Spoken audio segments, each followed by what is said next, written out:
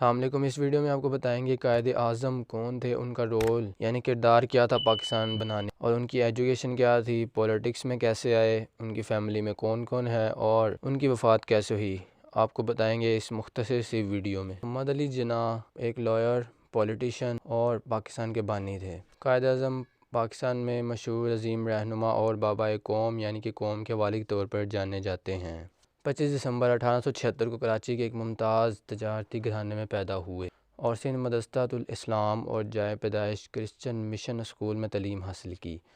جناح نے 1893 میں لنکن ان میں شمولیت اختیار کی اور وہ سب سے کم عمر ہندوستانی بن گئے جنہیں بلایا گیا تھا بار میں۔ 3 سال بعد قانونی پیشے میں اپنی آبائی قابلیت اور عزم کے سوا کسی چیز سے پیچھے نہ ہٹنے کے بعد نوجوان جناح نے شہرت حاصل کی اور چند سالوں میں ممبئی کے سب سے کامیاب وکیل بن گئے۔ ایک بار جب وہ قانونی پیشے میں مضبوطی سے قائم ہو گئے تو جناح نے باقاعدہ طور پر 1905 میں انڈین نیشنل کانگریس کے پلیٹ فارم پر سیاست میں قدم رکھا۔ اس سال وہ گوپال کرشن گوکھلے کے ساتھ انگلستان گئے تھے، جو کہ برطانوی انتخابات کے دوران ہندوستانی خود مختاری کے لیے کانگریس کے ایک وفد کے رکن تھے۔ ایک سال بعد انہوں نے انڈین نیشنل کانگریس کے اس وقت کے صدر دادا بھائی نوروجی کے سیکریٹری کے طور پر خدمات انجام دیں، جو ایک ابھرتے ہوئے سیاستدان کے لیے بڑا اعزاز سمجھا جاتا تھا۔ یہاں کولکتہ کانگریس کے اجلاس دسمبر 1906 میں انہوں نے خود حکومت کے حوالے سے قرارداد کی حمایت میں اپنی پہلی سیاسی تقریر بھی کی۔ جناح اصل میں پاکستان کے عملی ہونے کے بارے میں مشکوک تھے۔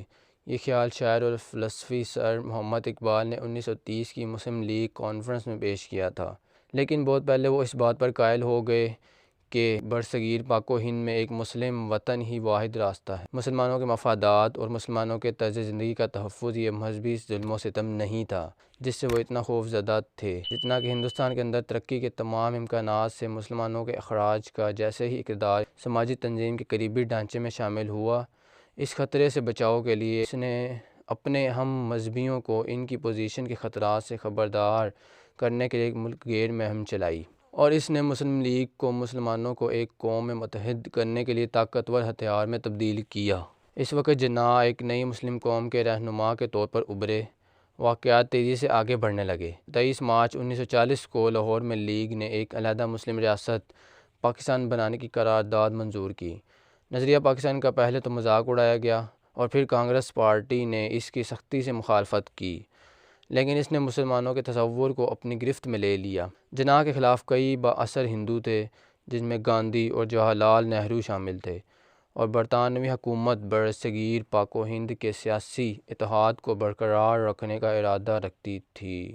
لیکن جناح نے اپنی تحریک کو اس مہارت اور استقامت کے ساتھ چلایا کہ بالآخر کانگریس پارٹی اور برطانوی حکومت دونوں کے پاس تقسیم ہند پر رضامندی کے سوا کوئی چارہ نہ تھا۔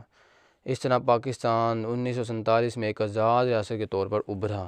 ایک سیاستدان کے طور پر جناح کی مہارات کو برسوں کے قانون کی مشق کے ذریعے نوازا گیا، لیکن بمبئی میں اپنی پریکٹس قائم کرنا ایک خطرہ تھا۔ زیادہ تر ہندوستانی وکلاء نے پہلے قائم وکیلوں کے تحت بطور معاون کام کیا جب وہ اپنا کاروبار سیکھے تھے۔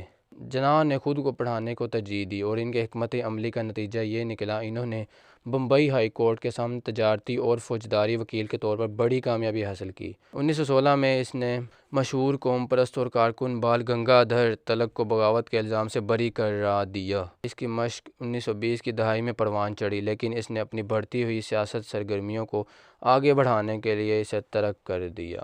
جناح نئی ریاست کے پہلے سربراہ بنے۔